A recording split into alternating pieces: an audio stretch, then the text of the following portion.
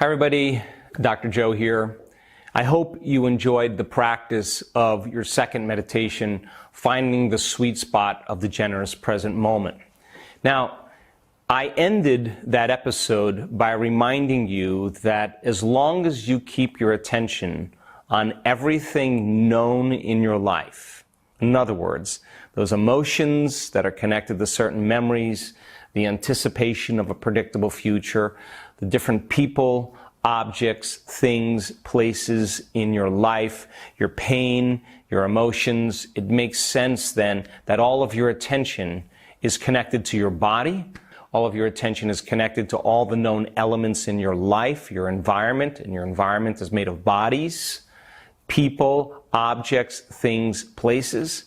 And your attention is on time. And where you place your attention is where you place your energy. And as long as you're thinking equal to everything known in your life, that which we said is 90% of the time in our first episode, then your life should stay the same 90% of the time. Now, some people like that, but if you're in the process of creating a new future, you're going to have to disconnect from everything known in your life. And when you do that, you move out of the predictable future and the familiar past into that sweet spot called the present moment. And this process of becoming nobody, no one, no thing, nowhere, and no time, is the moment you become pure consciousness. That is the elegant moment where we see fundamentally important changes that begin to take place in the brain. Now, I want to develop this model even further so you can give more meaning to what you're doing. So I want to start off by talking about how we create brain incoherence. In other words, if we have to create part of the formula of brain coherence, then let's talk about how we create brain incoherence so now we're aware of what we don't want to do. And the only way that we can talk about that is by talking about stress. Now, I've been saying for years, living in stress is living in survival. And stress is when your brain and body are knocked out of homeostasis. Stress is when your brain and body are knocked out of balance. The stress response is an innate mechanism, part of the autonomic nervous system, that works to return the body back to balance and order. So we have three types of stress: physical stress, trauma, accidents, injuries, falls. We have chemical stress. Chemical imbalance comes from viruses, bacteria, toxins, food allergies, hangovers. And we have emotional stress. That can be anything from family tragedies to second mortgages to single parenting to financial crisis. All of those things knock the brain and body out of balance. And all organisms can tolerate short-term stress. And when we perceive a threat or a danger in our outer world, there's an arousal that takes place. And the arousal is the mobilization of enormous amounts of energy to protect us from some danger in our outer world. So when we perceive that threat, we turn on part of the autonomic nervous system called the sympathetic nervous system or the fight or flight nervous system. And its job is to preserve the body from some danger in the environment. And in order to do that, it's got to mobilize and take all of the body's resources in that emergency state and mobilize it and make energy to prepare itself for that danger. And when we draw all this energy to begin to prepare ourselves for that danger or threat, the body moves out of balance. Pupils dilate, salivary juices shut off, respiratory rate increases, heart rate increases, glucose is mobilized, enormous amounts of blood flow is sent to the extremities away from the internal organs for metabolism because we're ready to do one of three things: to run as fast as we can, to stay and fight, or to freeze and hide. All organisms can tolerate short-term stress. If a zebra gets chased by a lion and she outruns the lion and the event is over, the zebra will return back to homeostasis and balance within a short period of time and go back to grazing, and the event is over. Now, if you're being chased by Tyrannosaurus Rex, just say, and Tyrannosaurus Rex is catching up to you, you would have to agree with me then you would tap all of your body's resources to outrun Tyrannosaurus Rex. In other words, you wouldn't go 20% in, or you wouldn't go 40% or 60%, and you would go all in. And if Tyrannosaurus Rex chased you into a cave, and you could smell his breath breathing in the cave, you would also have to agree with me then you would keep that stress response going. You would keep it going because if you fell asleep, you could be prey. But what if it's not Tyrannosaurus Rex that's outside the cave? What if it's your coworker sitting right next to you in the next desk? That means that what was once very adaptive becomes very maladaptive. Because when you turn on the stress response and you can't turn it off, now you're headed for disease, because no organism can live in emergency mode for an extended period of time. Why? Because if you're mobilizing all the body's resources for some threat in your outer world, then there's no energy in your inner world for growth and repair. There's no energy for long-term building projects. There's no energy to heal. Now, the problem is that people all of a sudden become like junkies. The arousal of the stress hormones, the release of all that energy, people become highly dependent on that rush of adrenaline. And they need the problems and the conditions in their life to reaffirm their dependence on that chemical. They need the bad job. They need the poor relationship. They need to remember the past because it makes them feel something. So here's the challenge. Because the emotions of anger and aggression and hatred and frustration and impatience and resentment and competition and envy and jealousy and fear and anxiety and worry, of pain, suffering, guilt, shame, hopelessness, powerlessness, those are all the emotions that are derived from the hormones of stress, and psychology calls those normal human states of consciousness. Those are altered states of consciousness. And it turns out that some people spend 70% of their lives living by these hormones of stress. They're living in survival all the time. Now, when you're living in survival, the arousal of those chemicals causes you to put all of your attention on your body because you're being chased by T-Rex. You better be thinking about your body. So the arousal of those stress hormones heightens your awareness, and you put your attention on your body because your body has to be saved. If you're being chased by T-Rex, you're going to be looking in your environment where you need to go. And so you put all of your attention on your environment. If you're being chased by T-Rex, where are you going to go in your environment? And if he's breathing down your neck, you're going to be thinking about how much time you have to get somewhere. The body, the environment, and time. Now, where you place your attention is where you place your energy, as I've been saying all along. And living in survival means then you start to believe that you're your body. You start to keep all of your attention on all of those elements in your outer environment, and we become preoccupied with time. And now all of our attention is trapped into this three-dimensional reality, and now we have to play by the rules of Newtonian physics. That means that anything we create, because all of our attention is trapped in three-dimensional reality, is going to take time for them to appear in your life. So when we draw from this invisible field of electromagnetism, when we draw from this invisible field of life force that's surrounding our body during the stress response, and we turn it into chemistry, the field around our body shrinks. Now, for the short term, that's fine, because if you rest, you repair, body returns back to balance and the field expands. But what if you keep doing this on a daily basis, keep reacting to the same coworker, keep reacting to your boss, keep reacting to traffic, keep reacting to the news, keep thinking about the past, or keep anticipating the worst case scenario in your future? If you keep doing this and keeping the stress response going for an extended period of time, and you keep drawing from this field surrounding your body and turning it into chemistry, and your field around your body shrinks, you're going to feel more like matter and less like energy, more like particle and less like wave. And in fact, the hormones and stress heighten the senses and causes us to become materialists. In other words, when we're under the stress response, and the arousal that alters us causes us to narrow our focus on the cause, and we focus on objects and things. That's where the danger is. And now, this is where the challenge happens, because when people get hooked into the dependency of the rush of these chemicals for the arousal, and they need the problems and conditions in their life to reaffirm their conditioning to that emotion, that means now they're becoming addicted to the very life they don't even like. And human beings can turn on the stress response just by thought alone. They can think about their problems and produce the same chemistry as if the event was actually occurring.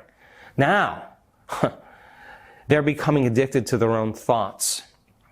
And if they're using the same people in the same conditions in their life, they're becoming addicted or dependent on the same. That means nothing new could happen in their life. In fact, they're running from the unknown. They're craving the familiar.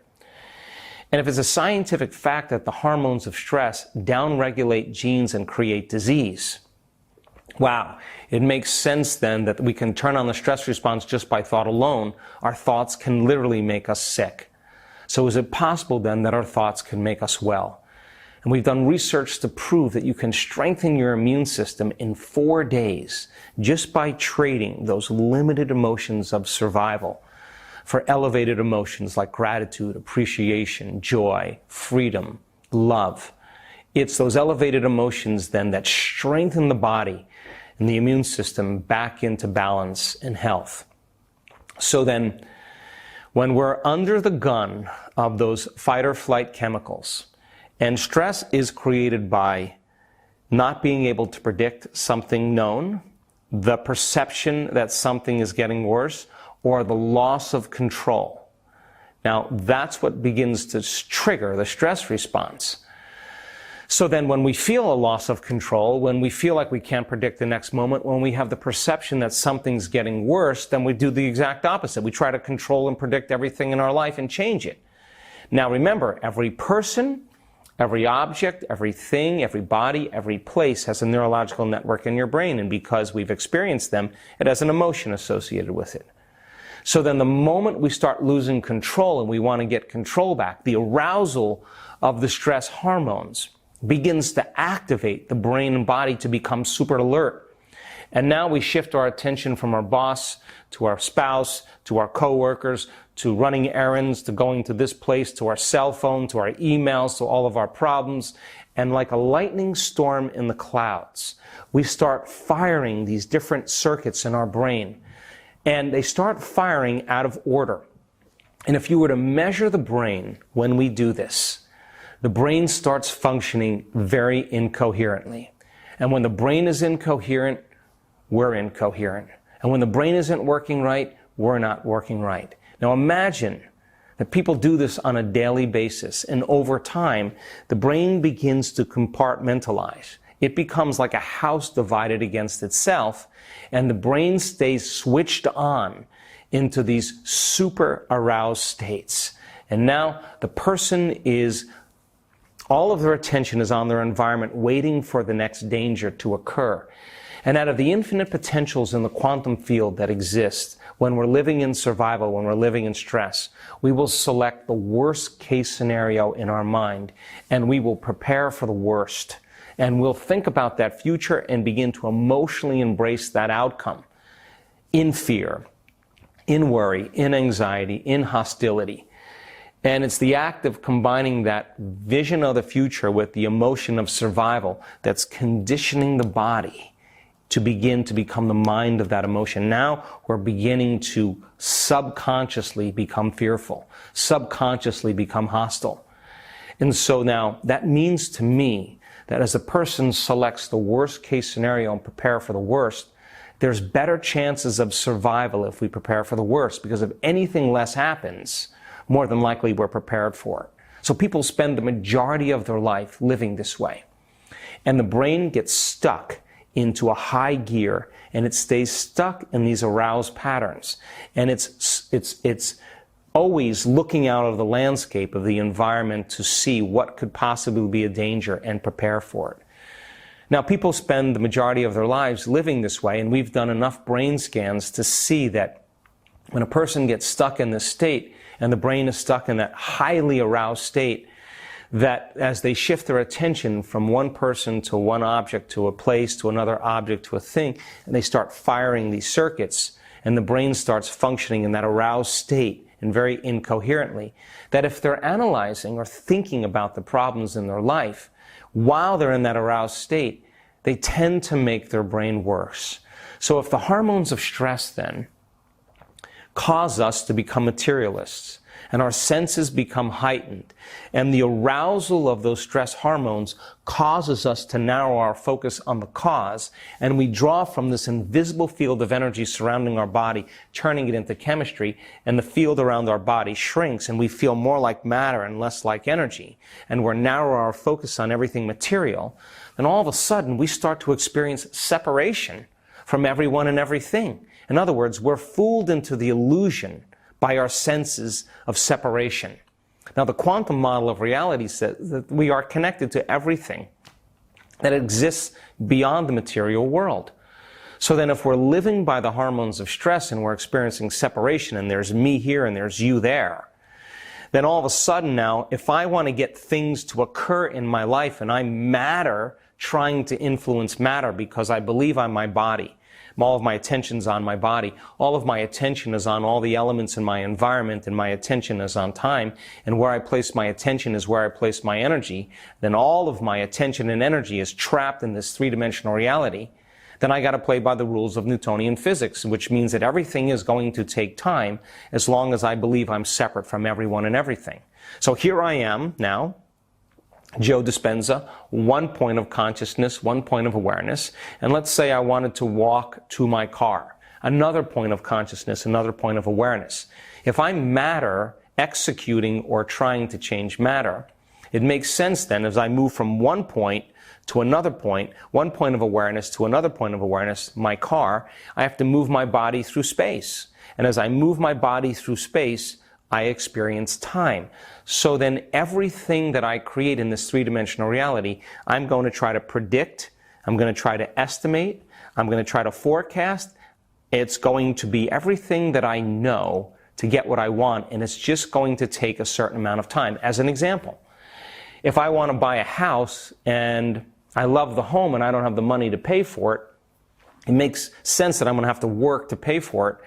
I'm going to have to drag my body to work every single day to pay for that house, and I'm going to estimate how long it's going to take over 30 years to pay the house off. And I may have to work extra hours or do extra things to make additional money.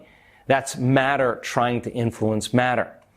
And so then when we are trying to produce outcomes in our life and we're aroused by the hormones of stress and we're matter trying to change matter, we always try to force outcomes, control outcomes, predict outcomes, fight for outcomes, manipulate outcomes, compete for outcomes, because we can only do a certain amount of things when we are trapped by the rules of three-dimensional reality of matter trying to change matter.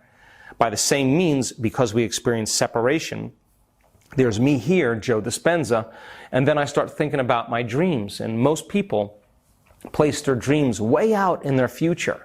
One point of awareness, present moment, the other point of awareness in some future time, way out there. And so then we have to drag our body through space, and it takes us time to arrive at that estimate, at that future. And so then people work really hard to get what they want when they're matter trying to change matter. So that kind of convergent focus on everything material caused me to start thinking, is there another way to do this? And so then maybe we thought, if we taught a person how to go from a narrow focus to a broad focus, in other words, instead of focusing on the material world, everything material and objects and things and people and bodies and places, what if instead of narrowing their focus in a convergent object way, what if we taught them how to broaden their focus and open their focus? And the act of broadening their focus and opening their focus caused the brain to begin to change dramatically. It caused the brain all of a sudden to function a lot differently. And that divergent focus, by taking their attention off of everything material in their lives, opening their focus in this direction, started the brain to change into more coherent states.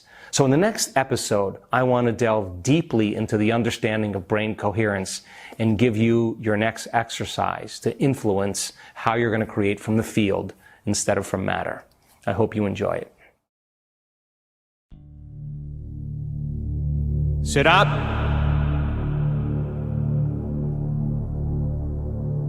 Eyes closed.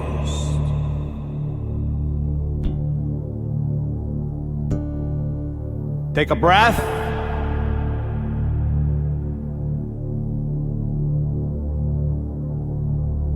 and relax.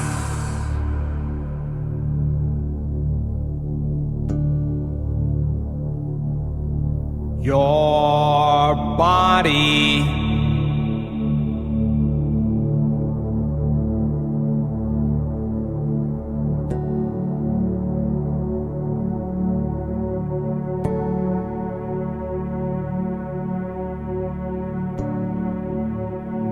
feel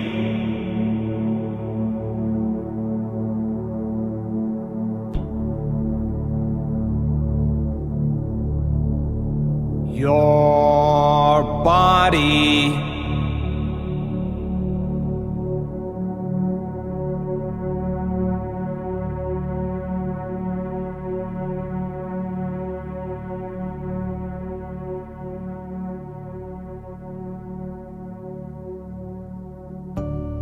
relaxing.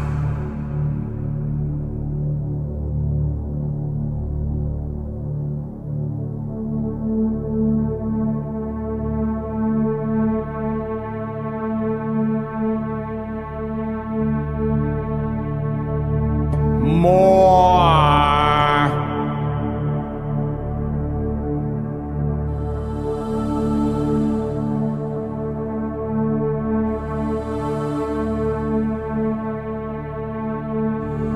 Slow it down.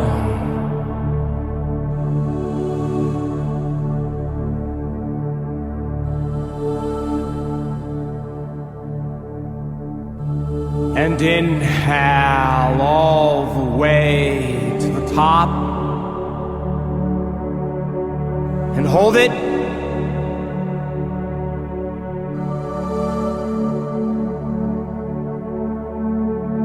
And exhale. And relax.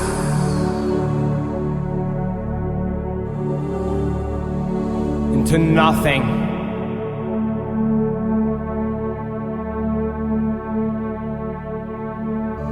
More.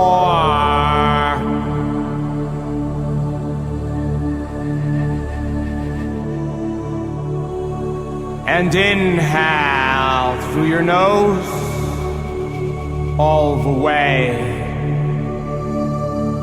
And hold it.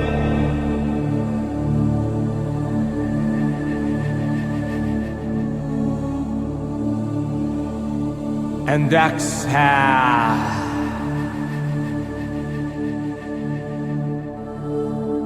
And relax.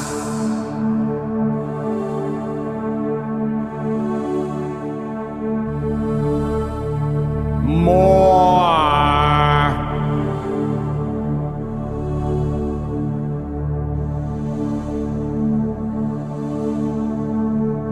And inhale through your nose all the way. And hold it.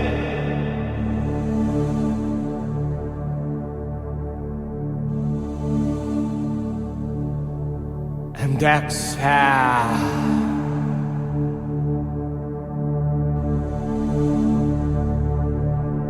And relax. Your body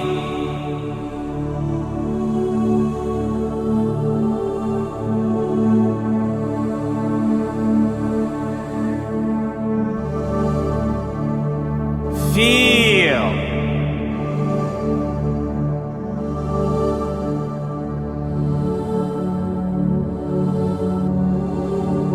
your body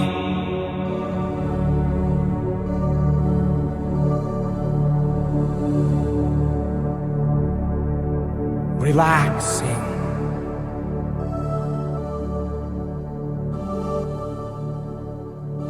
into blackness.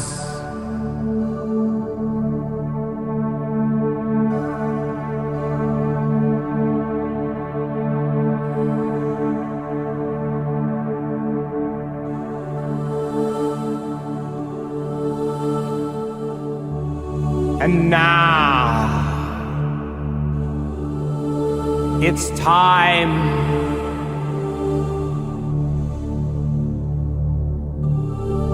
to become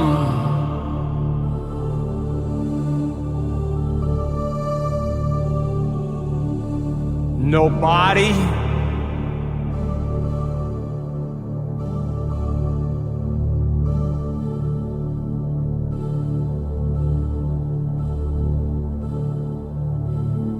no one,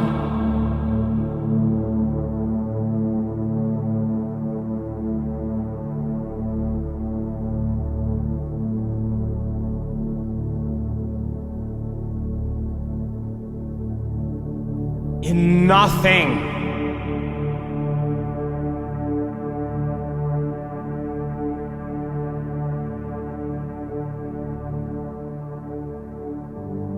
In nowhere.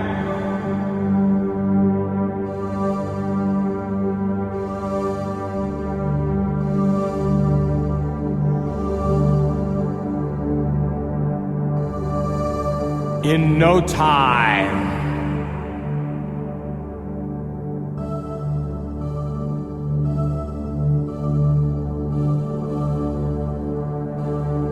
To become pure consciousness.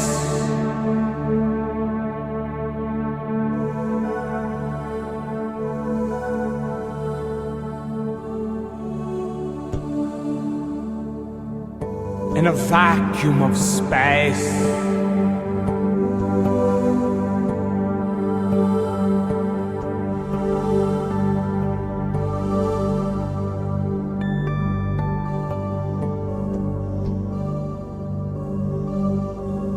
As an awareness,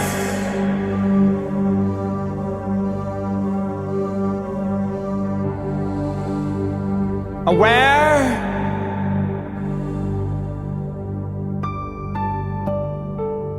that you're aware,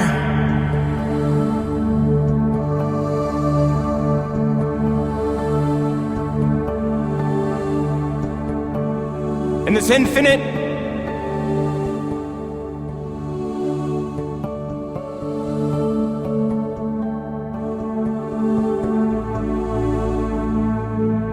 black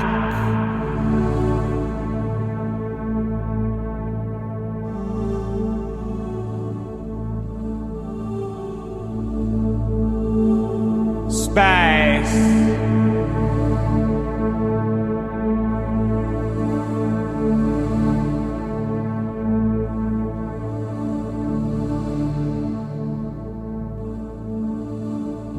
Stay there.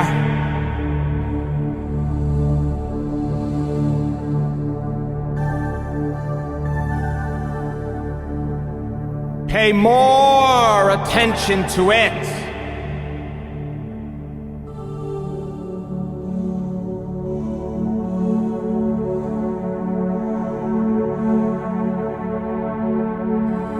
Less attention to you.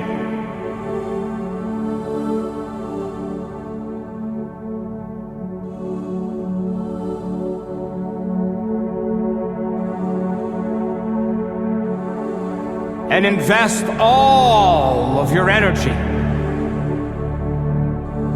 your attention into the unknown.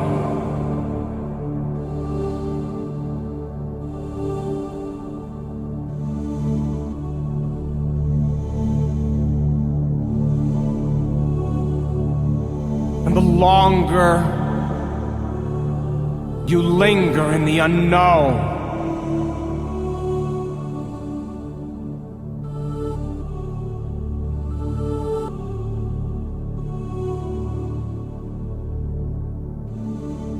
the more you create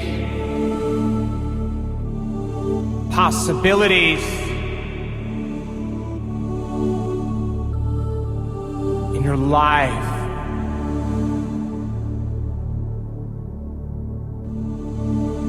Tune in to the blackness and feel.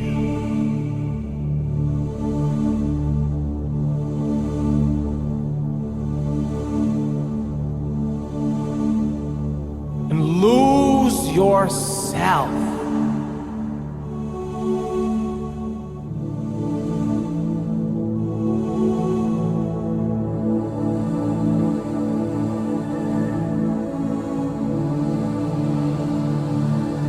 to nothing.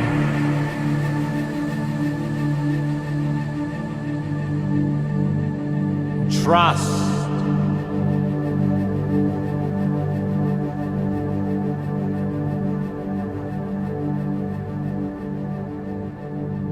In the unknown.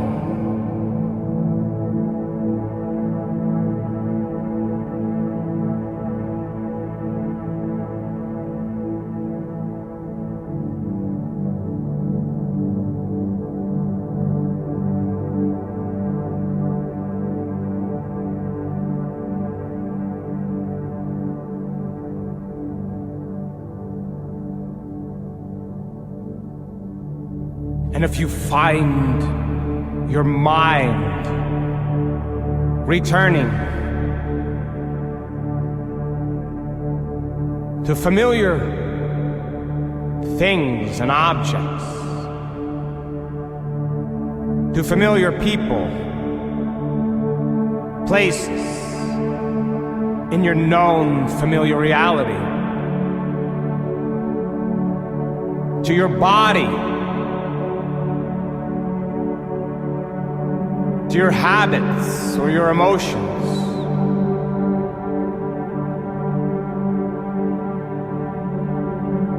to thinking about the predictable future in time,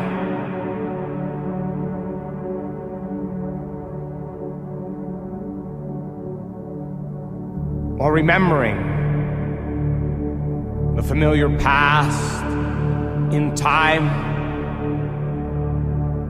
Simply become aware that your attention is back to your known three-dimensional reality. Pause for a moment. Come back to the present moment.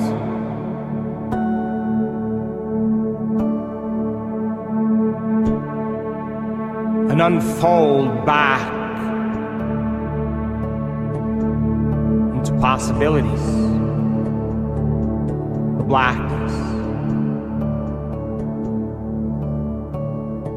Stay present.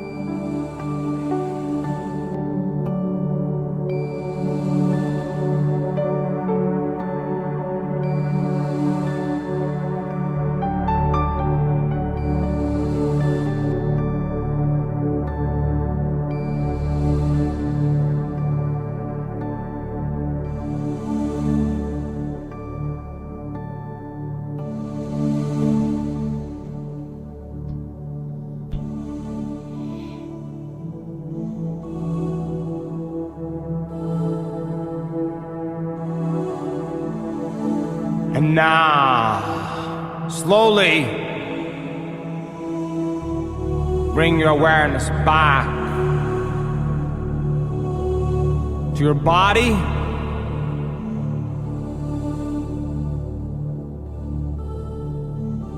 to your environment,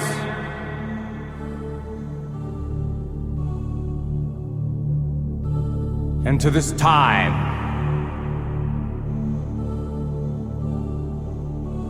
And when you're ready, you can open your eyes and come back to the material world. In this